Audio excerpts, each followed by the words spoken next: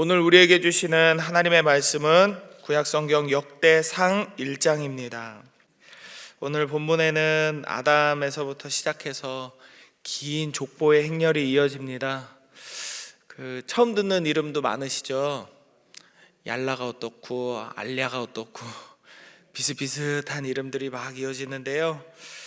이 명단에는 영광스러운 예수님의 족보에 기록된 사람들도 있고요, 예수님의 족보와 전혀 상관없는 자들의, 예수님의 조상들을 대적하는 이들의 족보도 포함되어 있습니다. 여러 관점에서 말씀을 나눌 수 있겠지만 오늘은 특별히 예수님과 별로 상관없는 사람들의 이야기를 좀 나누려고 합니다. 우선 8절에 보겠습니다. 8절에 보면 함의 자손으로 첫 번째 아들이 누구인가요? 구스라는 사람입니다. 구스는 노아의 저주를 받았던 그 가나안과 형제입니다. 구스는 9절에 보면은 스바와 하윌라와 삽다와 라마와 삽드가라는 아들들을 낳고 마지막으로 누구를 낳았나요? 스바와 드단까지 낳았나요? 10절에 보면은 마지막에 누구를 낳았나요? 니므롯을 낳았습니다. 니므롯 어디서 이름 많이 들어봤는데요, 이 사람 어디서 나왔는지 혹시 기억나세요? 네, 여러분들이 모르셔야 제가 설교를 더 할 수 있습니다. 이 사람이 창세기에 나와요. 창세기 11장에 보면은 바벨탑 사건이 기록되어 있습니다.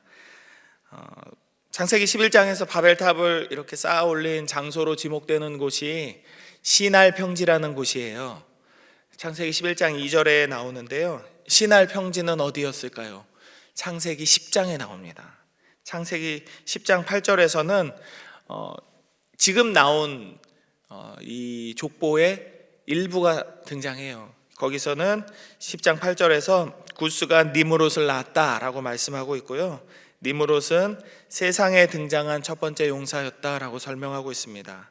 그리고 창세기 10장 10절에 보면은 이 사람의 나라, 그러니까 니므롯의 나라는 시날 땅과 바벨과 에렉과 악갓과 갈레에서 시작되었다라고 말씀하고 있습니다. 그러니 당연히 시날이라는 지역이 이 사람의 땅이었으니까 바벨탑은 니므롯이라는 사람의 주도하에 만들어진 그의 제국이 아니었을까, 우리는 이렇게 추측해 볼 수 있는 것이죠.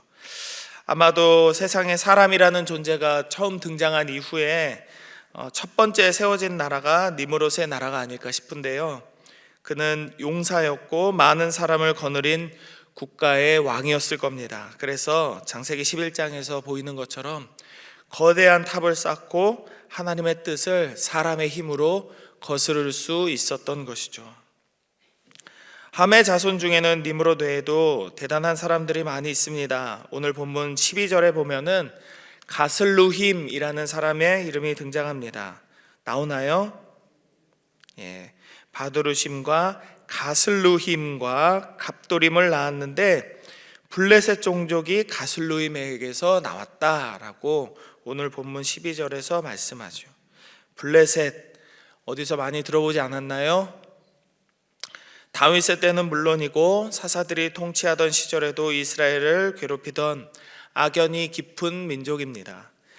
지금의 팔레스타인 지역의 이름도 성경의 블레셋이라는 단어가 기원인 것을 감안한다면 이스라엘 민족과 블레셋의 악연은 훨씬 더 길구나라고 생각해 볼 수 있겠습니다. 할아버지 노아의 저주를 받은 가나안의 자녀들은 어땠을까요? 13절에서부터 16절까지 말씀을 한번 더 읽어볼까요? 같이 읽습니다. 13절부터 시작. 가나안은 맏아들 시돈과 헷을 낳고 또 여부스 종족과 아모리 종족과 기르가스 종족과 히위 종족과 알가 종족과 신 종족과 아르완 종족과 스말 종족과 하맛 종족을 낳았더라. 아멘. 가나안의 후손들은 시돈, 헷, 여부스, 아모리, 기르가스, 히위, 신 등의 종족들의 조상이 되었습니다. 제가 조금 전에 말씀드린 이 7가지 종족은 이스라엘 민족이 가나안에 입성하려고 했을 때 원래 그곳에 거주하던 원주민들이었습니다. 여호수아 24장 11절의 말씀을 제가 읽어드립니다. 너희가 요단을 건너 여리고에 이른즉 여리고 주민들 곧 아모리 족속과 브리스 족속과 가나안 족속과 헷 족속과 기르가스 족속과 히위 족속과 여부스 족속이 너희와 싸우기로 내가 그들을 너희의 손에 넘겨주었으며 라고 말씀합니다. 눈으로 보지는 못하셨지만 지금 귀로 얼핏 듣기에도 비슷한 이름들이 계속 반복되고 있죠. 순서와 이름이 조금 다르지만 거의 같은 이들의 명단이 등장하는 것을 우리는 볼 수 있습니다. 다 하나님의 백성들을 대적하는 사람들이었죠.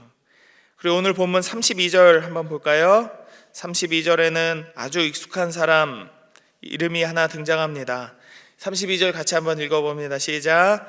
아브라함의 소실 그두라가 낳은 자손은 시므란과 욕산과 무단과 미디안과 이스박과 수아요. 욕산의 자손은 스바와 드다니요. 네, 여기서 제가 조금 크게 읽은 이 사람의 이름은 누구일까요? 미디안입니다. 미디안. 미디안은 누구의 조상일까요? 기드온의 때에 이스라엘 백성들을 수도 없이 괴롭히던 민족이 미디안이었습니다. 그리고 36절 한 번 더 볼까요? 36절입니다. 시작. 엘리바스의 아들은 대만과 오말과 스비와 가담과 그나스와 딥나와 아말렉이요. 그렇습니다. 아말렉도 어디서 이름 많이 들어보지 않았을까요? 아말렉은 이스라엘 백성들이 출애굽했을 때 거의 가장 먼저 전쟁을 치렀던 족속이에요. 아론과 훌이 모세의 손을 들어가지고 이렇게 손을 들고 있을 때 기드온이 나가서 전쟁을 치렀던 바로 그 민족이 아말렉이죠. 지금 이렇게 언급했던 이 사람들은 다 순수 이스라엘 혈통을 본다면, 예수님의 어떤 조상의 족보의 혈통으로 본다면 원수들입니다. 원수들이에요. 그런데 왜 이 사람들이 아담에서부터 시작된 이 족보에 명단을 올리고 있는 걸까요? 예수님과 전혀 상관없는 사람들, 예수님의 족보에 오른 이들과 원수같이 지냈던 이 사람들이 이 아담의 족보에 기록된 이유가 무엇일까요? 그것은 아마도 모두가 아담의 후손들이다라는 사실을 명백히 밝히기 위함이 아닐까 싶습니다. 크게 보면 우리는 모두 하나님의 자녀들입니다. 그러나 우리는 우리의 출신과 가정의 형편 그리고 상황들 때문에 때로는 삶의 의욕을 상실하거나 절망할 때가 있죠. 그리고 그런 이유들을 통하여서 우리 스스로 믿음에서 멀어지는 경우가 얼마든지 생길 수 있겠습니다. 믿음에서 멀어지는 이유는 좌절과 절망뿐만이 아니죠. 세상 속에서 너무 잘 살아도 믿음을 가질 이유가 없게 되니까요. 특히 방금 우리가 살펴본 이들은 예수님의 족보와는 거리가 먼 자들이었습니다. 약속의 후손도 아니었고 그들은 하나님의 은혜와 거리가 먼 사람들 같아 보입니다. 그러나 그들도 명백히 하나님이 창조하신 아담의 후손들이다라는 사실을 오늘 말씀은 분명하게 천명하고 있습니다. 우리 자녀들 중에도 누군가는 예수님을 영접하여 신앙생활을 하고 있는데 누군가는 예수님을 전혀 믿으려 하지 않거나 오히려 믿는 이들을 조롱하면서 우리의 신앙을 비웃는 자녀들도 있을 겁니다. 이런 모양 저런 모양의 자녀들이 모두 있지만 결국 그들은 우리의 자녀들이고 우리는 아담의 후손들임에는 변함이 없습니다. 그래서 우리는 서로를 긍휼히 여길 수 있어야 하겠습니다. 우리 중 그 누구도 당연하게 신앙생활을 하는 사람이 없고 그 누구도 우리의 힘과 능력으로 구원받는 이가 없기 때문이죠. 우리는 모두 아담의 후손으로서 하나님의 은혜가 없이는 절대로 올바르게 살아갈 힘과 능력이 없는 사람들임을 오늘 본문을 통해서 우리에게 말씀하고 있습니다.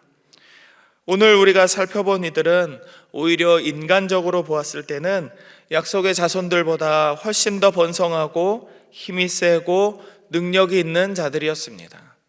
니므롯을 기억해 보십시오. 탑을 쌓았습니다.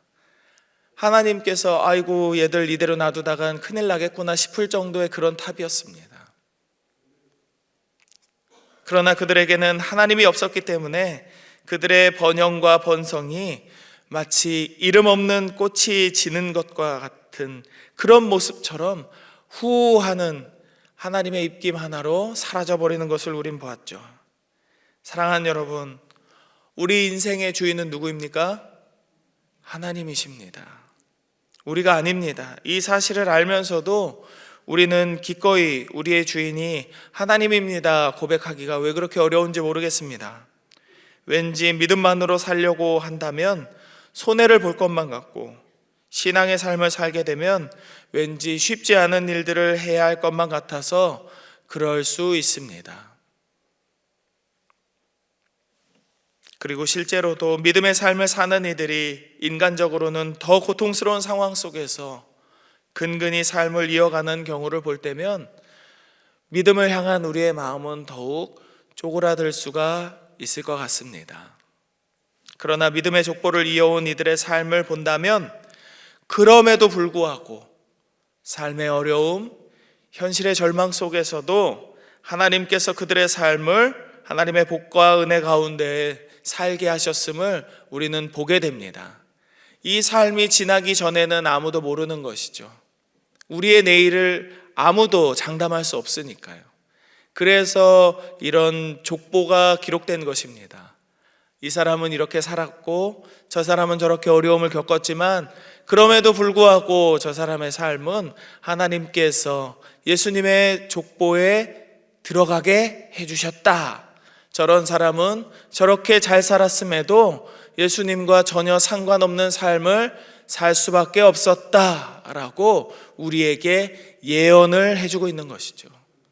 우리의 삶이 이 사람들과 다를 바가 없기 때문에 우리도 우리의 마음을 지켜 예수님을 향한 우리의 삶의 방향성을 바꾸지 말고 포기하지 말고 오늘도 신실한 믿음 안에서 살아가라라는 말씀이 이 명단들을 통해 우리에게 주어지는 것입니다.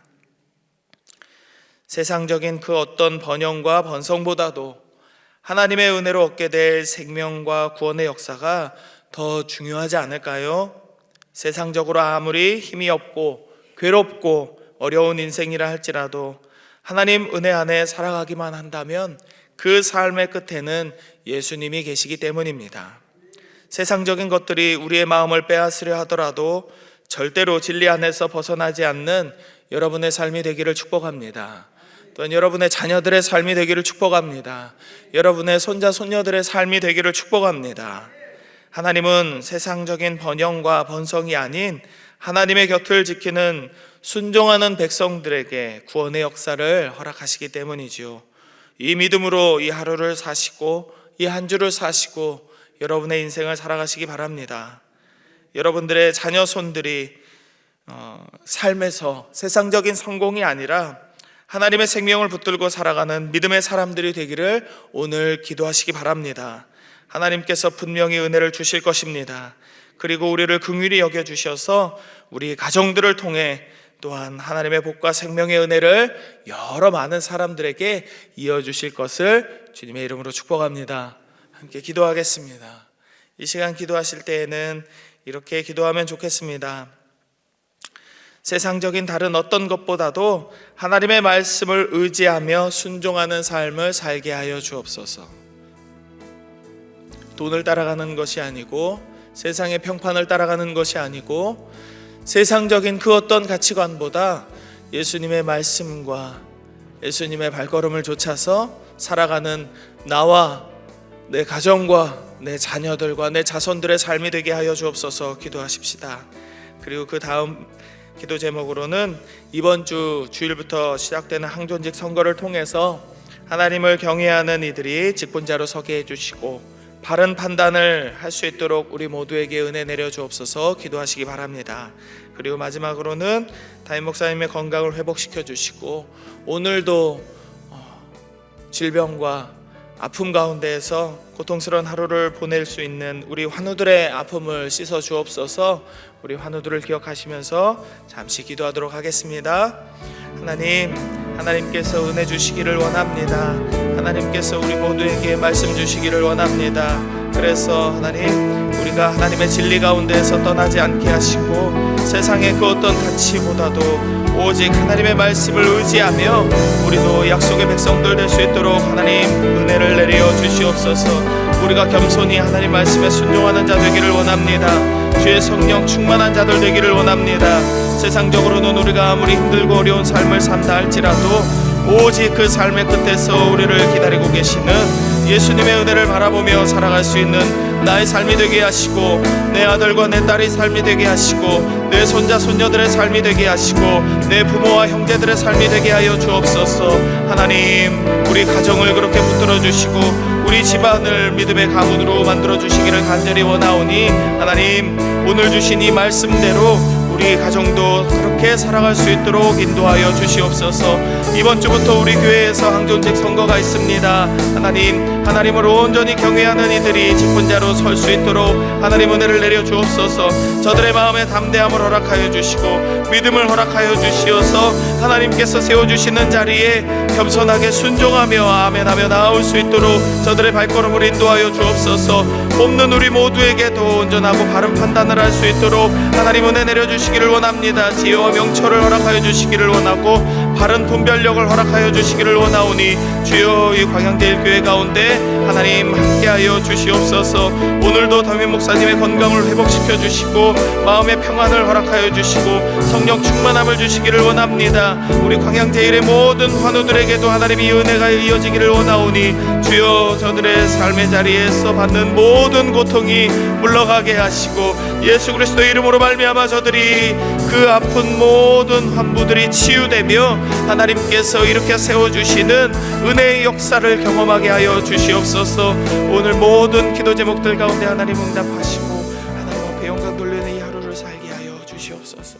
하나님 감사합니다. 오늘도 말씀으로 하루를 시작하게 하시고 말씀으로 이 한 주를 시작하게 하심에 감사를 드립니다. 하나님, 우리가 세상적인 그 어떠한 기준과 그 어떠한 즐거움보다도 오직 하나님의 말씀에 의지하며 순종하는 믿음의 백성들 되게 하여 주옵소서.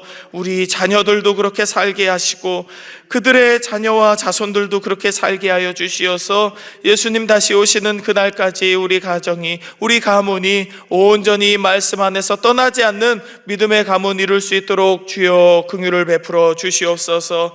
이번 주부터 이 광양제일교회에 항존직 선거가 있습니다. 하나님을 경외하는 이들이 온전히 직분자의 자리에 설 수 있도록 은혜를 허락하여 주시고 후보로 세워진 자들의 마음에 하나님 담대함과 겸손함을 허락하여 주시어서 하나님께서 세워주시는 자리에 순종하며 믿음으로 아멘할 수 있는 마음이 저들 안에 있게 하시고 하나님께서 세워주신 자리에서 하나님을 경외하는 마음으로 전심으로 충성할 수 있는 믿음이 저들 가운데 있기를 원하오니 하나님 인도하여 주옵소서. 저들을 뽑는 우리 모두의 손길 가운데에도 하나님 은혜를 더하여 주시어서 분별력 있게 선택하게 하시고 사람의 마음으로 표를 주지 아니하고 오직 하나님의 기준대로 온전하게 선거를 잘 치를 수 있도록 하나님 우리 모두에게 은혜 내려 주시옵소서.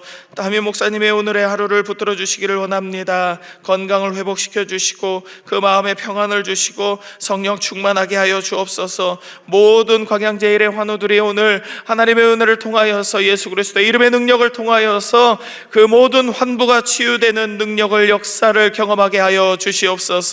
우리가 기도하는 모든 기도의 제목 가운데에도 하나님 은혜를 내려 주시고 미처 우리가 기도하지 못한 기도 제목들 가운데에도 성령의 말할 수 없는 탄식으로 간구하시는 그 모든 간구하심으로 말미암아 우리의 모든 소원과 마음의 아픔들이 이루어지는, 회복되는 역사가 이루어지는 이 하루를 보내게 하여 주시옵소서. 모든 것 감사드리며 거룩하신 예수님의 이름으로 기도드립니다. 아멘.